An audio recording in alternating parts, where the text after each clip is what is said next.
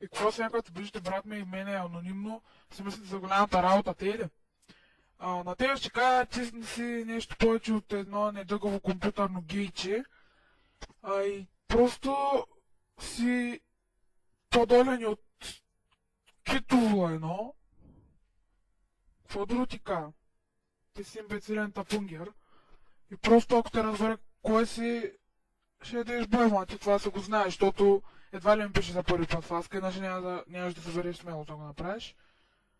Както и да е, просто не си мисли, че са голямата работа и че ти връщам особено внимание, че се ядосвам на простотите, които нямат 1% смисъл, защото обиждат, че едно 3-годишно дете не може да разбере как може да го правиш това, връща такива простоти при положение, че брат ми на 3 години за нищо не ти виновен и като имаш някакви проблеми ги решаваш с мене, обаче не е те анонимно фаск, ами идваш и ми го казваш това в лицето или смахаш чикчето и се устроиваме среща, кога се видиме, това да ми го кажеш в лицето, ако ти стиска, обаче едва ли ти стиска, защото ако те са анонимните като тебе, са просто едни комплексарчета без личен живот.